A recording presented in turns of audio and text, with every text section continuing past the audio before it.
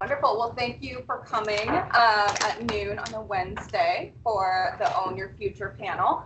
I'm Mackenzie Merrill. I'm the current Vice President of the CFA Society of Minnesota. My day job is I cover credit strategies and impact investing at Margaret A. Cargill Philanthropies. I am very interested in this panel specifically as someone who's entering what I call Q2 of my career. And so we have a great lineup today. Before we get started, we just want to take a moment to thank our annual sponsors who help us do what we do as a local society. And I'd be remiss to not mention, as folks who are here, to learn about careers and paths and potential pivots you can take, that your local CFA Society of Minnesota has a lot of resources to help you in your career. We have a job board, if you're not aware. There's also networking events monthly where you can network and meet other professionals as you may be seeking new opportunities. Next week is our new Charterholder dinner, which is open to everyone. It's a really great event and a good way to meet incoming charter holders and welcome them to the fold. We want to mention up front, so we have Slido. So to start today, we have 2 questions to just get a sense of who's in the audience today, what are you here to learn and listen for, and then throughout our panel, as questions pop into your head, you can put your questions in there. And then we'll have time for Q&A at the end. So jumping in, if you could humor me for a second, I was thinking about, how we can approach our careers as investment professionals, and the best simile I could think of was it's like managing a portfolio, right? Like we have to consider our time horizons, we have to consider our risk tolerances. What are we optimizing for? When do we stick to our, initial thesis, and when do we need to make a pivot and make changes based on the market environment? We have a fiduciary responsibility to ourselves to be mindful about the way that we manage our careers. And not all career advice is the best advice for us personally. So that's why I'm really excited to have such a diverse group of professionals on this panel. They all have very different roles, very different paths to how they got there. So hopefully you're able to grab a new nugget of wisdom or inspiration from, the panel that resonates for you. I'm going to quickly introduce our panelists, but I'm not going to give away too much because I'm going to want them to talk about, their paths. We have Adam Baxter, CFA. He is Treasury Manager at United Health Group. We have Jen Oseth, who does portfolio management at Compass Capital. And then we also have Mark Steffen, who is the Global Alternative Investment Strategist at Wells Fargo Investment Institute. So just to start, could you give a high-level kind of walk through your resume, where you're at in your career right now, and your connection to either, the CFA Charter or the CFA Society? Sure. So Adam Baxter, I started off my career out of undergrad at Columbia Threadneedle Investments on the trade settlement side. So, while I was there, took levels 1 and 2 of the CFA, kind of used that to help to pivot into more of a kind of revenue generating role, something where I could make more of an impact. I had the opportunity to work as a commodity trader at CHS. So I traded physical fertilizer for close to 4 years.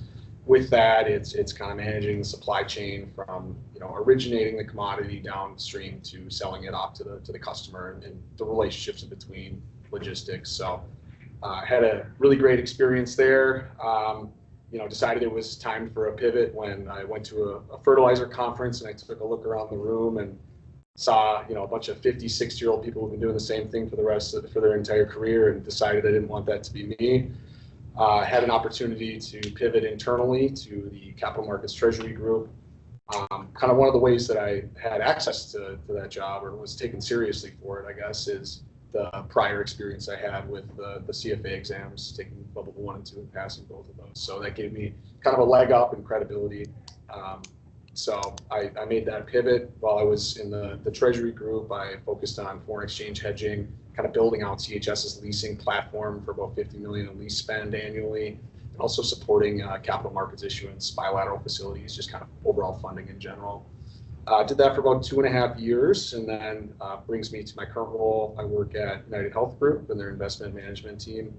I was brought in to kind of build out their capabilities, I guess, in their internal trading desk. So I help manage their between 10 to 20 billion in cash portfolio, investing in commercial paper, asset-backed commercial paper, treasuries, discount notes, anything 3 months, 6 months in hand. So yeah, that's what you do. Perfect. Well, unlike my co-panelist here, I've had many different jobs over my career. I actually graduated with a nursing degree after high school and found out within a few years I really didn't want to be a nurse. And crazy enough, I was in my early 20s and I'm like, I just want to dress up every day and work Monday through Friday and no holidays.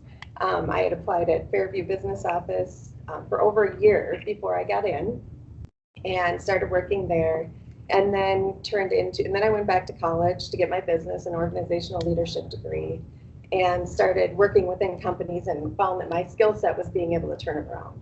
And so I had multiple positions there. And the last job before the finance industry, I was the CEO of a large real estate firm. We had commercial and residential agents, hired amazing staff, loved what I did, and unfortunately went through divorce.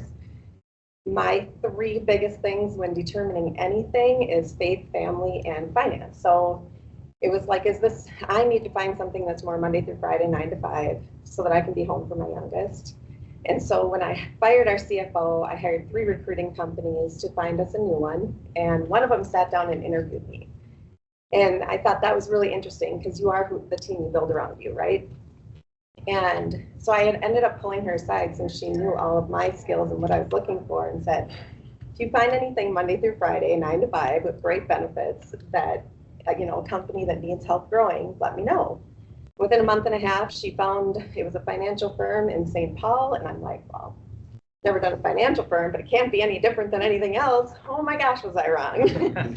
I jumped in there and worked there for a few years, realized rather quickly that this wasn't where I wanted to be and that I knew why it wasn't growing. And it was probably going to be really impossible to fix, but was stuck because COVID hit. So we'll get into that more later. Now I'm a portfolio manager at Compass Capital. I work with institutions and families to grow their wealth. It's the best job ever. All right, sounds good.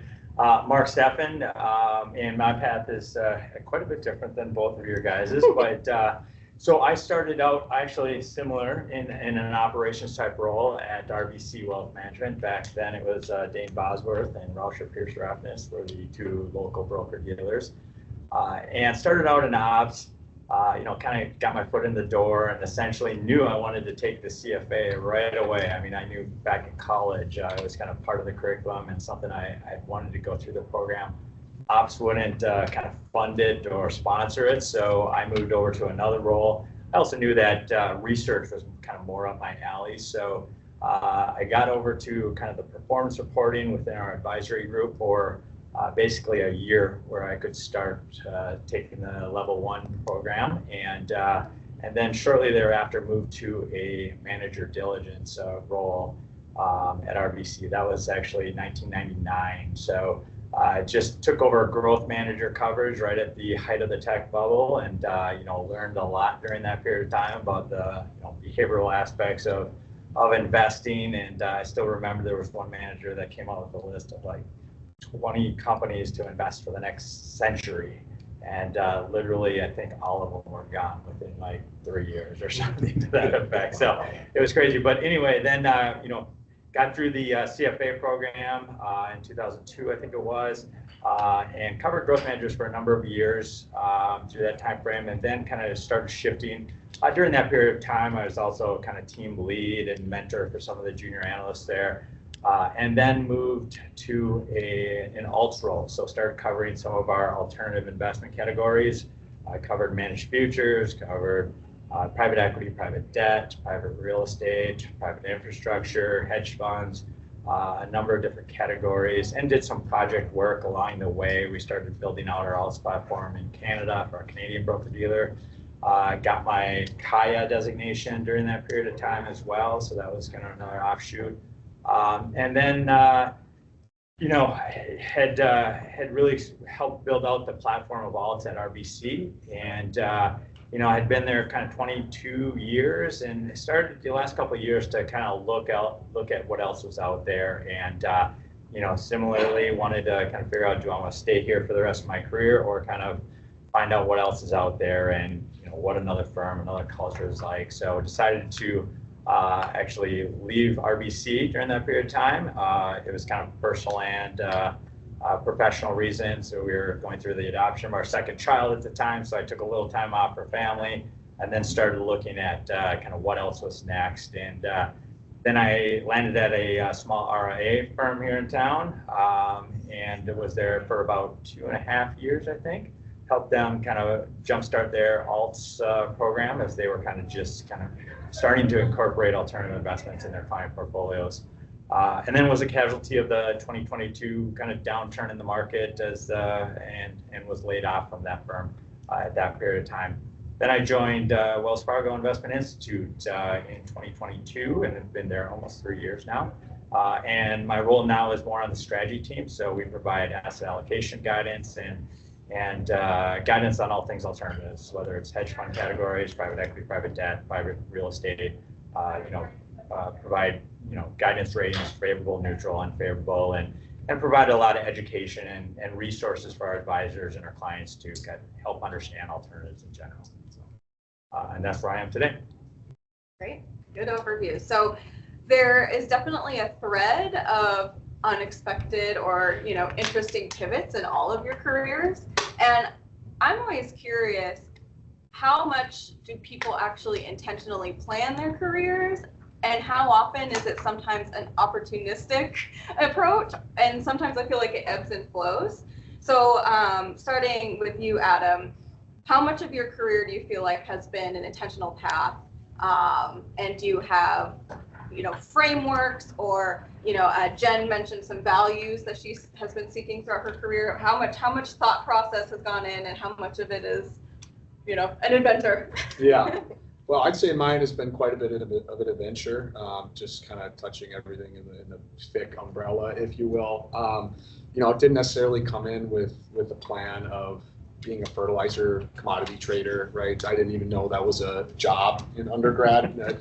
I bet nobody in this room did either, right? So what's worked for me is just keeping an open mind and kind of having that through line throughout the roles that I've had have been, it's kind of been associated with the markets, able to either generate revenue for the firm through trading, or to not lose money through trading, right? On the hedging side, when I was on the capital markets team at CHS. So I think the biggest part of it has been knowing what roles to avoid, and that wouldn't fit in with my personality and skill set and interest, and then kind of pivoting more towards what roles actually interest me, and kind of being able to say no to something that looks good on paper, but I know longer term doesn't really make sense for where my interests lie.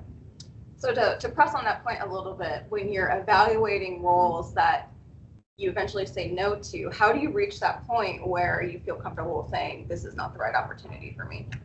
Yeah, that's a great question. I think it really kind of goes back to it's kind of cliche, right? But I have a very supportive wife, and kind of running things by her, and she's just kind of been there with me through a couple different career changes. Kind of we have similar goals, so she's able to be the voice of reason sometimes when I might not necessarily be thinking clearly. So having that support system in place, and having friends who have similar minded and are career driven to be able to talk to, I think has really been beneficial for me.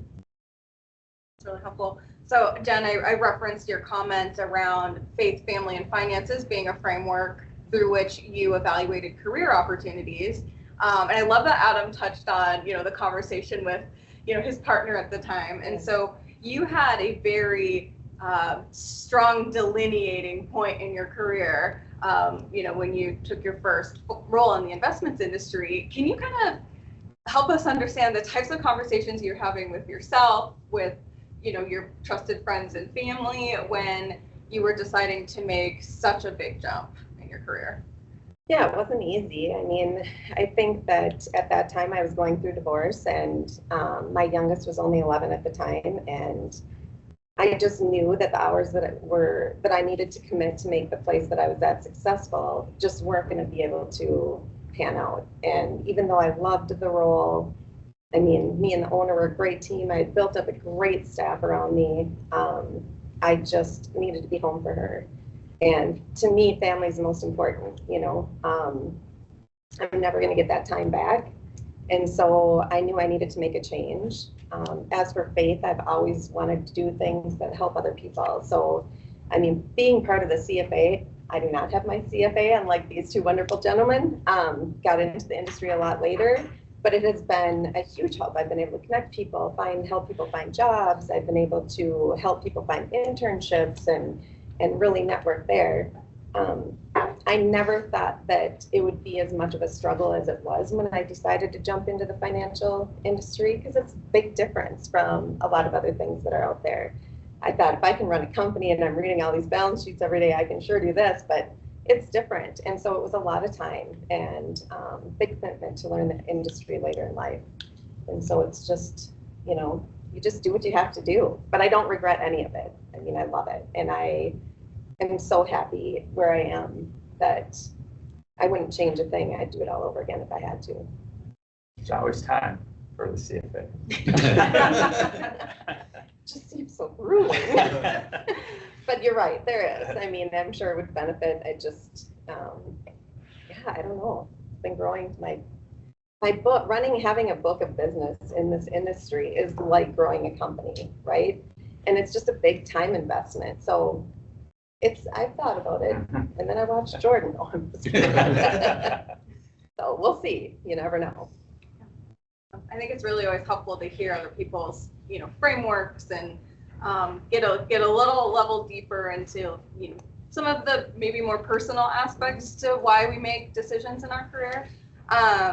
Mark, so you had over 20 years at the same firm. So I imagine to some extent you could see the path in front of you, for a while. Sure.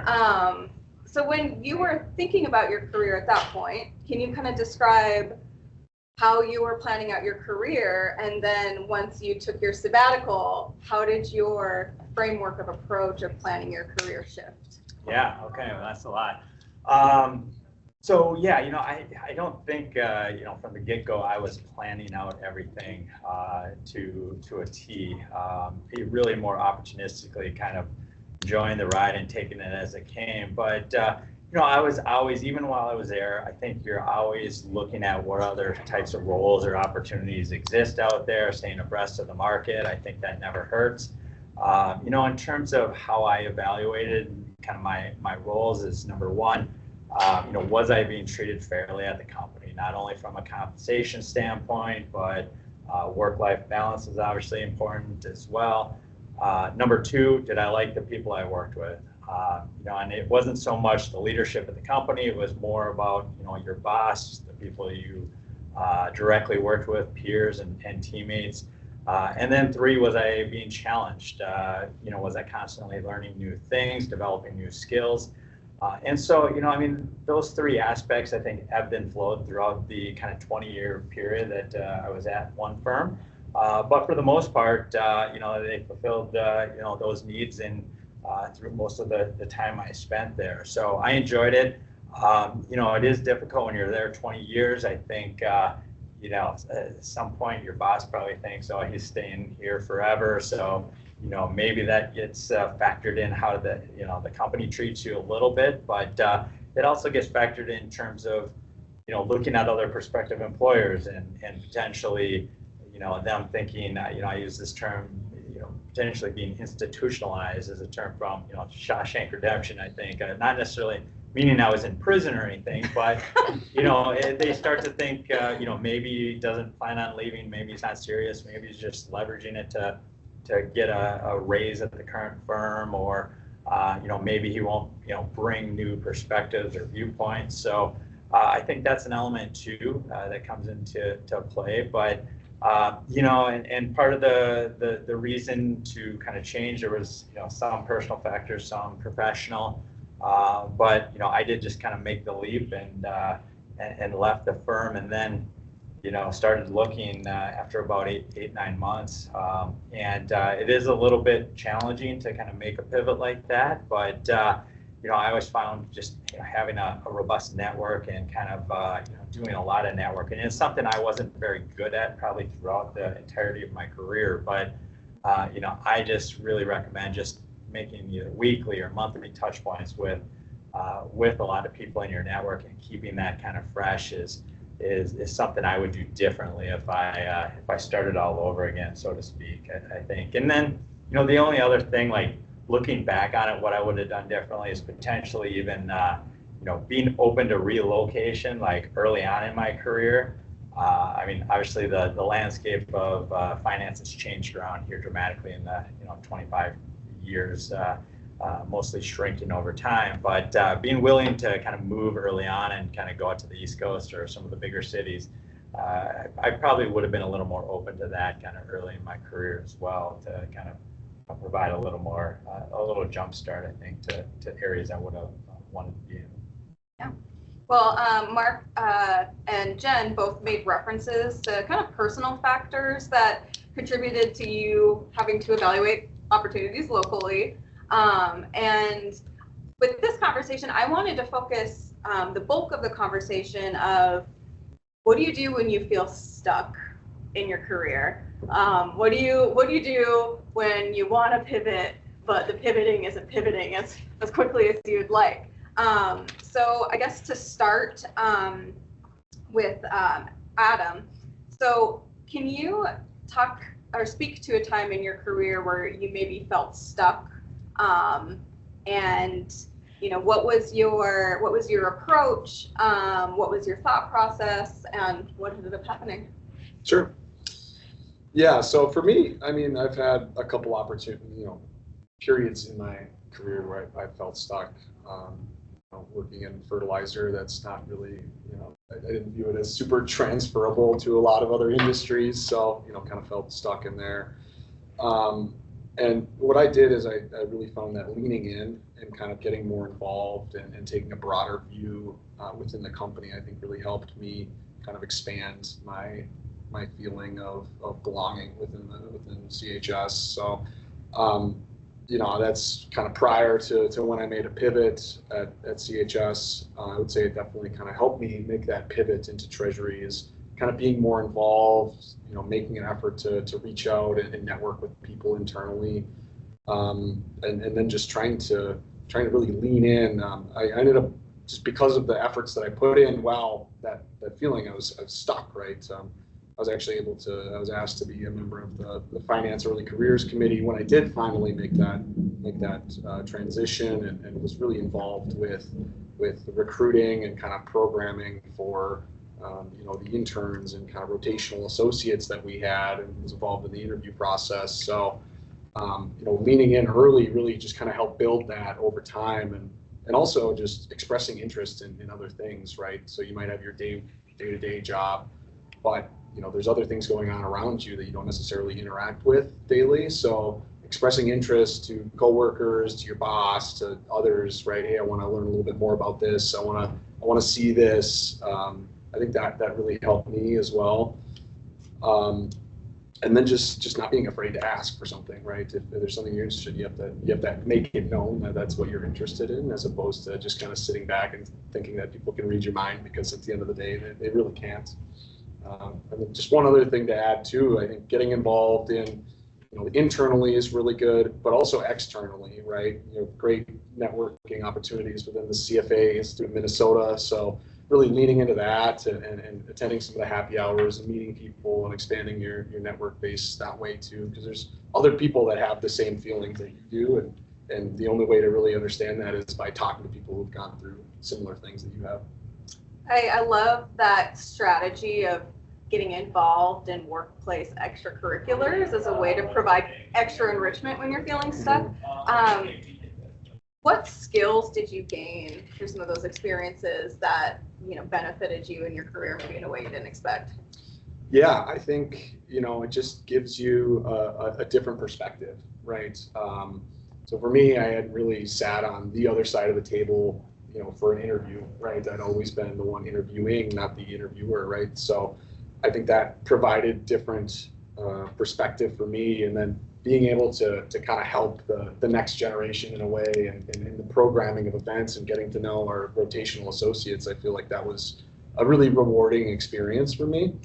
And I think that, just being involved in that really adds a lot just to being able to talk to, right? And have that experience, building out experiences for rotational class, and helping to plan, really starting it from scratch, because that's what it was. So, it kind of just a lot of project management involvement, and kind of planning events. So 2 things that I hadn't really had an experience to. So it just kind of rounded out some of the edges of areas that I just didn't have that experience prior. Great, thanks.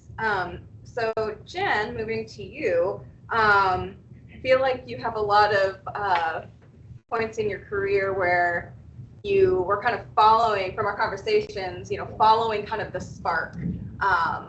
When did you know that the spark was gone from a current opportunity and it was time to taste the next spark? I'll tell you, when I first started in this industry, that firm that I was at, I knew almost immediately this wasn't the right place for me. But I don't want to give up, right? I mean, everything's Real a quick, struggle can at the you speak beginning. to a little bit more about why it wasn't the right place for you? I think there were multiple reasons. One, I went from running different companies, right? And you're hiring, you're in charge of everything, you're taking care of everybody's needs and love to help people. And then all of a sudden you're in this position where you're starting from scratch. Like you're coming in, you're learning a whole new industry, you're trying to figure things out, what works, what doesn't.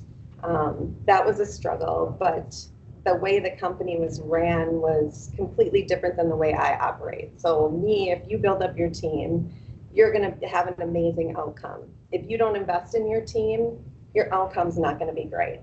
You are the team that you build up around you, right? Nobody can do it themselves. And so I knew right away that this wasn't going to work, but I thought, okay, maybe I'm just overwhelmed. And, once I get into this, blah, blah, blah. A couple years later, COVID hit.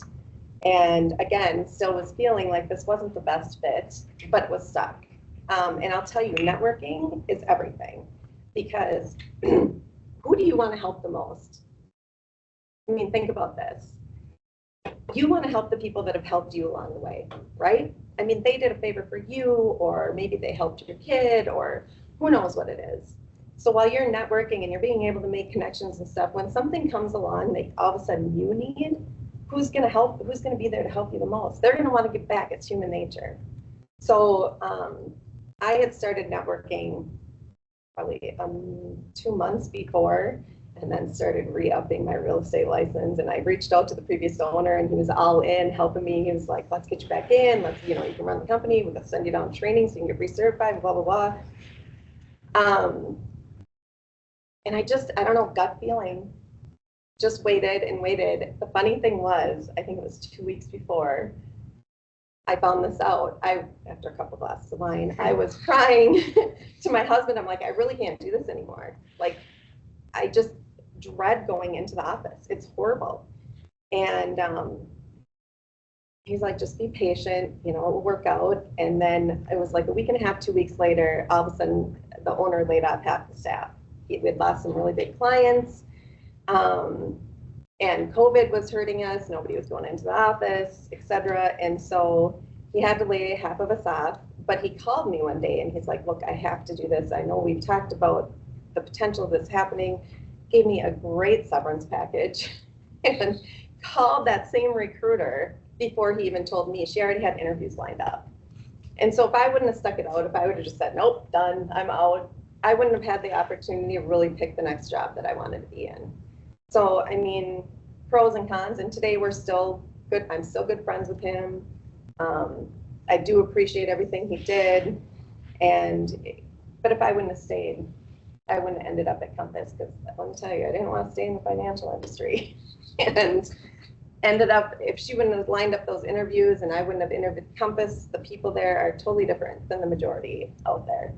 And they're down to earth, amazing people that I love working with every day, and just am truly blessed to be there. So you said yes to an opportunity you maybe weren't necessarily excited about from the jump. So do you want to share a little bit about why you decided to even explore the opportunity and how it was valuable? Sure. Yeah. So I told her I was not staying in this industry. I said, there's no way in HE double hockey sticks I'm coming. And she had already had interviews lined up, and she said, please just do me a favor and interview with these 2 companies. I said, I will do that if you promise to not set anything up until after Christmas. I just need to find me. It was October at the time. I just need to find me and find out what I want to do next and be happy where I am again. And so I interviewed with one other firm, and it was ran kind of the same way the previous one was, and I was like, absolutely not. And then Compass, though, you have 15 interviews, an employment psychologist interview, and as you're going, which was beneficial in the end, but I'm like, are you kidding me? Like another interview? Like, what are we doing here? I got to know everybody before I even started. So I got to know them personally before I had to jump in. And it was the biggest gift of all, because they were all so helpful, and I've already said this. So, but I remember by the end of that process, after the psychologist interview, employment psychologist, which was like 8 different assessments and then an interview with an employment psychologist, I left and called my husband. I said, there's no way I'm getting that job. 2 days later, Phil called, you're exactly what we're looking for. I'm like, are you crazy? So, but it's been a gift. Yeah. Well, I think that's an interesting point that you bring up of kind of working with someone who is recruiting and maybe had a broader view of where your skill sets could be appreciated and utilized. So Mark and Adam, do you want to speak to how, if at all, recruiters have played a role in your career? Yeah, absolutely. So while I was out of work for a period of time, I got put in touch with a lot of different recruiters, probably say 7 to 9 recruiters. And, some, it was just an intro call with to find out kind of what types of positions, what geographies they worked in, what areas that they might be able to help in. And then it was just, them forwarding me ideas periodically to see if I might consider it. But by and large, to be honest, I didn't get a whole lot of benefit from the recruiting community. The greater benefit, I should say, was just my network, and the folks like Jen mentioned that there's some people out there, even though you might have had a kind of casual relationship with, would go over the top and helpful in terms of forwarding ideas, coming up with leads, putting you in touch with other people that you might be interested in networking with, and just setting things up like that. And like Jen said, you don't forget those people, and you sort of try to pay it forward when the shoe's on the other foot in many cases. So, I've always tried to do that as much as possible. But, recruiting, I know it works for some people. I just, it's never been a huge factor in some of the roles that I've come across. Yeah, I'd echo a lot of what Mark said. I really have not had any luck with recruiting, and I think part of that is, a very unique background that's not, clear progression in any one role and in one industry. So I've spoken to recruiters in the past, but I have not had any real value out of that. It's been mostly kind of network, and I've gotten lucky a couple times winning the resume lottery. So luck is part of it. Yep. I'm just personally curious of this room, if you could raise your hand, who actually landed a role through working with a recruiter?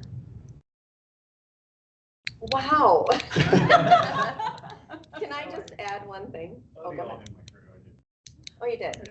We have one. Thank you. Thank you. Can I just add one thing? My daughter used to work for I don't know if I can say names, one recruiting company, and they were not wonderful, should I say? I mean, they were good, but they placed a lot of temporary, and then it was up to the whatever. This recruiting company has not only found people that fit with me when I was in roles when I needed them, but they also really dig into who you are. and really find out what your next step could be and open up opportunities. So, I mean, I wouldn't say all of them. I've only worked with the one and then heard stories from an employee at another one. But since that, I've given out their name so many times and people have found positions. My daughter got a job with them, which she absolutely loves, and I just can't say enough about them. So I don't know if I'm supposed to say this on here, but Yeah, you I can will ask say, after. there has been opportunities that come from recruiters my way. I don't think I've ever, that's not one I actually landed or pursued. But to your point, I remember a similar experience where I went through a 10-step, interview process, or 10 or 13 different interviews. And then they had a weekend case study where you go through this whole process of simulated kind of situations. And then I ended up not getting the job. It was down to 2 people, and I got the other person was an internal candidate. And I was a little kind of bummed out because I'm like, usually, if someone's hiring, they kind of know the internal candidate, and to put me through that sort of process when there was me against the internal candidate it's a little disconcerting. And sometimes I think like the process may be just like an information gathering exercise in certain cases, but who knows? I don't know. But I mean, recruiters have, put me in certain situations to go through an interview process. I just never actually worked out. Well, I have specific questions for each of you, but before we jump into those final questions, Mark, I wanted to, you've mentioned a lot the importance of staying connected and having a network. And for a lot of us who are either new to the industry or newer in our careers, it can seem kind of daunting to, maybe send cold LinkedIn messages. Can you share kind of when you say build a network, stay connected, practically, what does that look like? How do you do that? Yeah. In action steps. Yeah, no, absolutely. It's, I probably didn't do a good job early on of kind of staying connected, but later on, so I was, the majority of my career was in manager diligence at RBC. And so I had a pretty good network of industry contacts at asset managers, whether it be national accounts or wholesalers, et cetera. So it was a totally different role, but they also had good perspective because they were meeting with everybody in the industry and knew like who was on the move or who was looking or who was potentially hiring. So a lot of what I would do is just, kind of reach out to some of those folks and have calls on a periodic basis or have coffee or have a Zoom call and just kind of pick their brain as far as, what they saw in the industry and would go from there. And so I developed a lot there. And it's one of those things where you meet with one person, he says, hey, have you talked to so-and-so? Then you start kind of pulling the string and, you're 5 levels deep in a network that you haven't even, didn't have before that period of time. So, that's kind of how I approached it. But I think I mentioned the story earlier in a conversation is one of my friends, he was in the IT industry and recently laid off. And I was talking to him and he said, yeah, I applied for 500 jobs. And I was just blown away because when I was out of work, I maybe applied for 20, 25, and he said 500. And I'm like, some of it was LinkedIn, easy apply, like I get that, but like to go through a process 500 times would be something different. But, I think you do have to take that approach of it's a sales, you're selling yourself. There's only a certain fraction that is going to be a good fit from the company's perspective, as well as only a certain percentage are going to be a good fit from your perspective. So you got to kind of play a numbers game and just reach out to as many people and throw your name in the hat for as many opportunities that you can. That's really helpful. And you're right, there is kind of that 7 degrees of Kevin Bacon going on there that people are really excited to always connect you with the cool people in their network. So taking advantage of that multiplier effect. So specific questions for each of you to kind of close out the formal panel portion. Adam, thinking about all of the different roles you've had, how do you think about kind of choosing a silo or specialization in your career versus keeping opportunities open and trying new roles? Yeah, for me, it's to this point, it's been getting a wide variety of experience, but all fairly connected in a way, I'd say. Like I mentioned earlier, kind of the through line has been attachment to markets and working with traders, either trying to make money or manage risk for the companies that I've worked at. I think it adds a level of perspective having those different roles and different experiences at different companies that you can't necessarily get if you only work at one firm and do the same role for your career. Different firms have different processes, different strategies. So, learning that really adds a lot, I think, in what you can bring to the table. And also, kind of bringing that perspective. For me, I've sat on the debt issuance side, and now I'm on the investing side, right? So I kind of understand the levers that companies will pull when they issue debt. So that just definitely adds another level of understanding. But that's not to say that there's not value in choosing a silo and staying within that silo. But for me, the way that I know myself, that's not the path for me, and kind of having that variety of experiences has been the path that's worked out well for me so far. Yep, I think that's probably one of the aspects we all could stop and think about is that specialization silo path, or can these skills translate to something else that would broaden my skill set? So that's a very, very poignant point. Jen, so you pivoted from being CEO of a real estate company, into private wealth. Can you talk about the challenges of translating, skills, your reputation, your identity into this new domain, and how you approach that? Well, at first I was really excited, obviously, but then like I said before, you go from this grandeur, whatever you call position, to feeling just very little. And I did take a pay cut, but again, my daughter was most important. And so your self-worth kind of gets really challenged. But I think that in your heart if it's right or not. And just being able to really analyze what's important and how to do that. And just knowing that you have further potential growth, and you have to keep that in mind sometimes, is key. It was a struggle. It was very hard.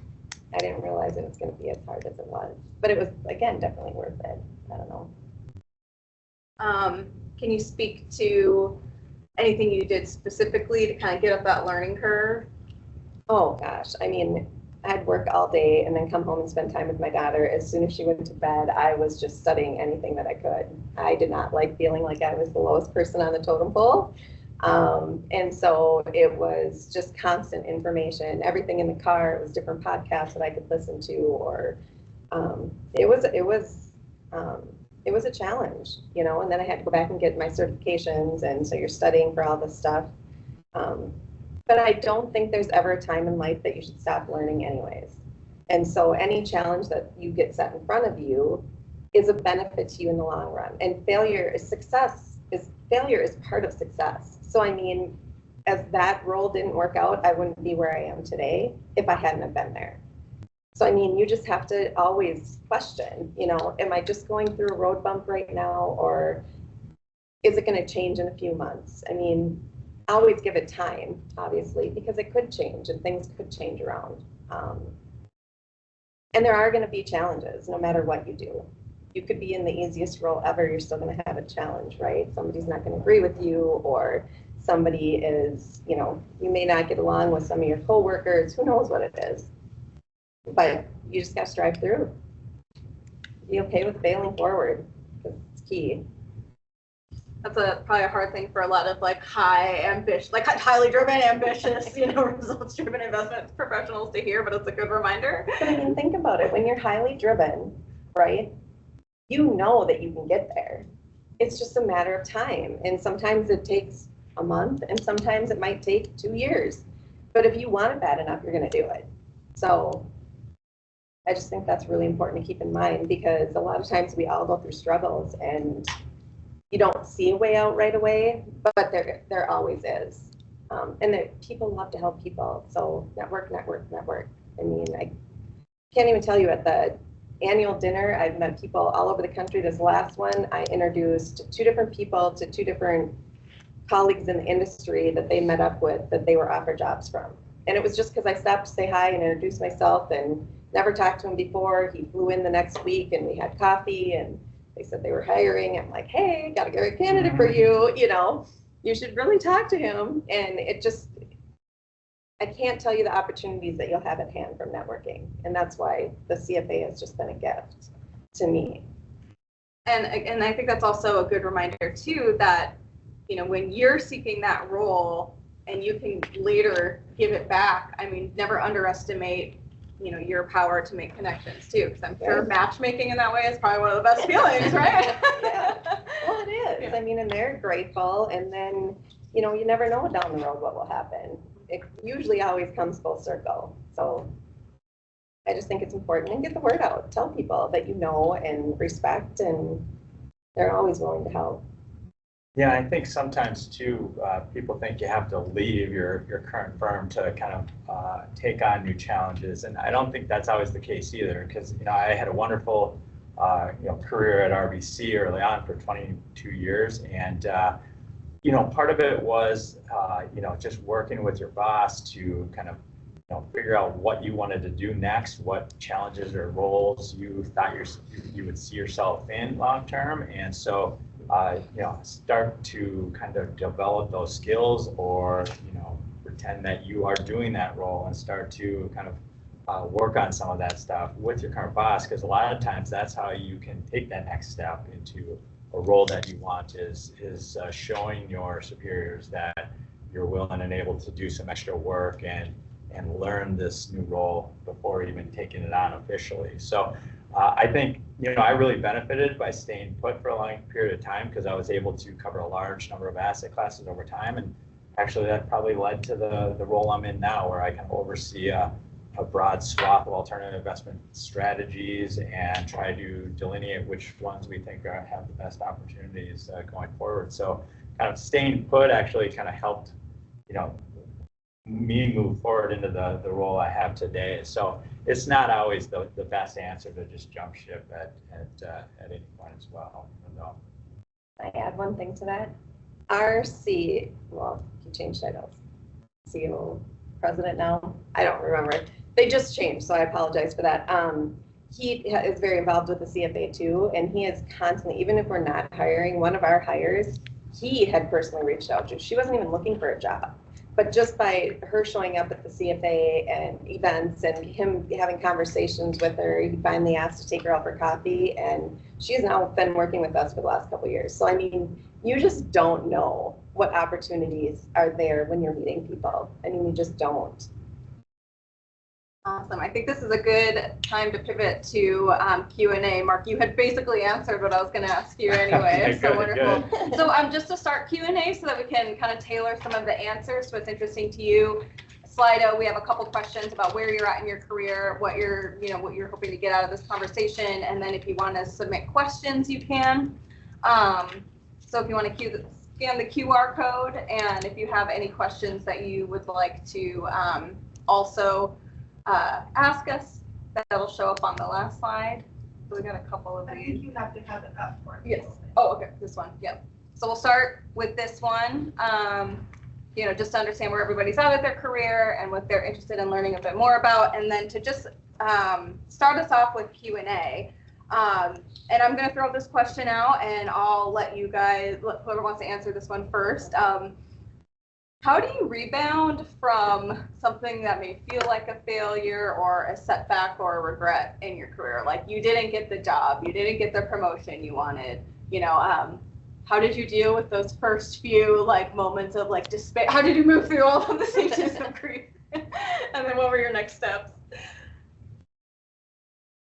That's a tough question. That is. I mean, I guess I can tackle that. You know, I have a much shorter career than Ben and Mark, but you know, for me, it's just kind of taking one step at a time, right, and just showing up I think the most important thing you can do is just continue to show up and kind of persevere through any setback that might come your way.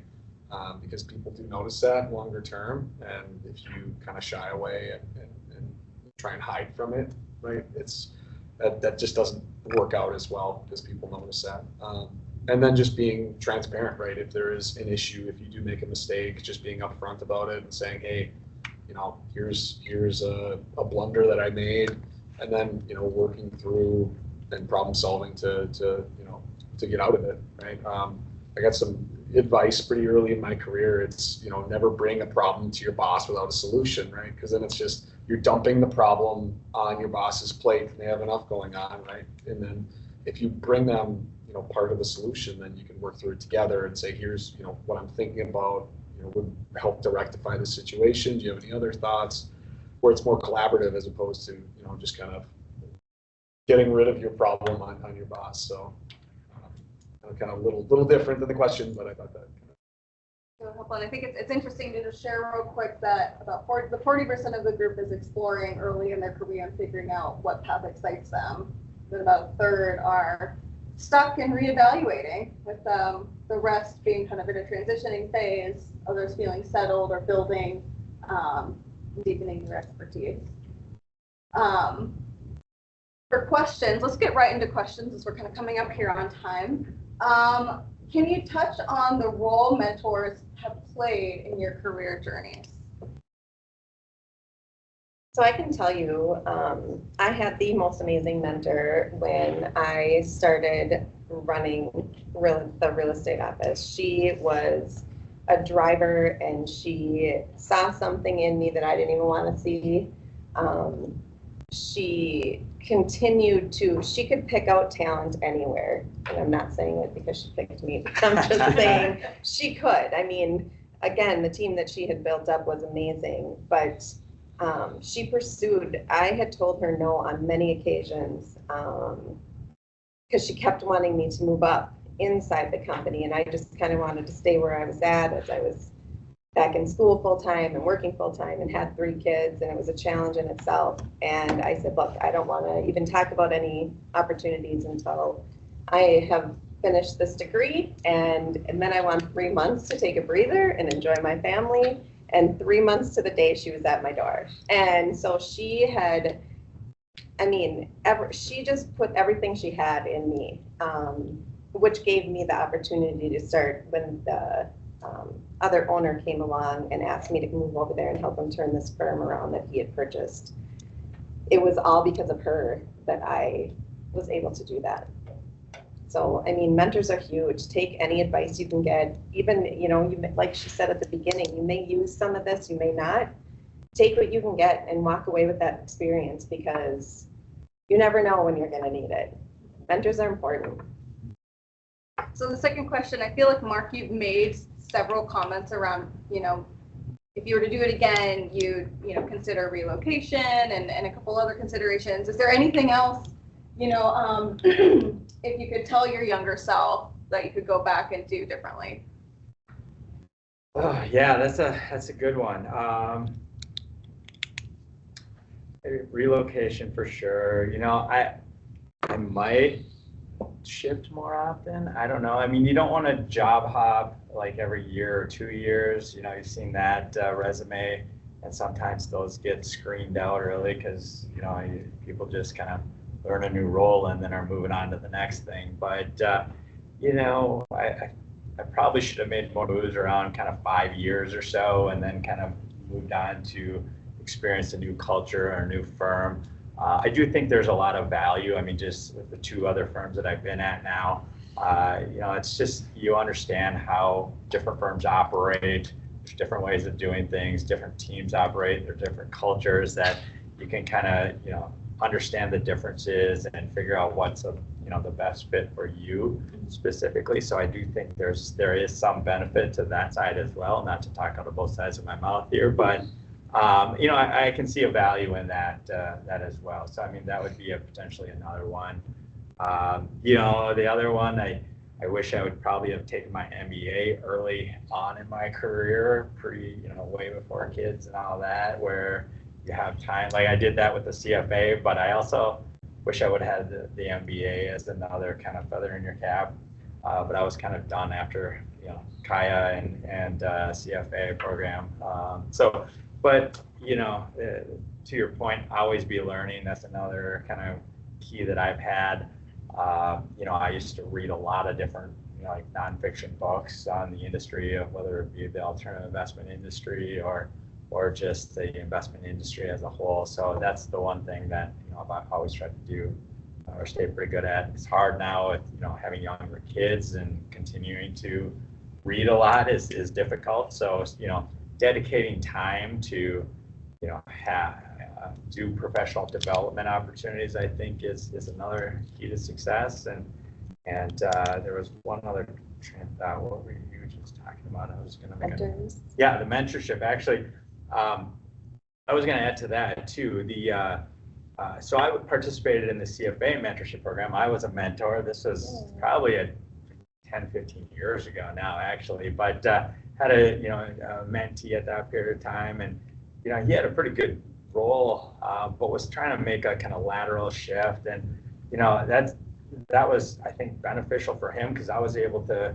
I had a colleague that was at another firm that he wanted to potentially get to, so I had put him in touch with them. He ended up, providing another contact, and he ended up getting a job in the area that he wanted to. So the CFA program, mentor program, has been, I think, very impactful for many people as well. So that's definitely something to make sure you kind of stay in contact.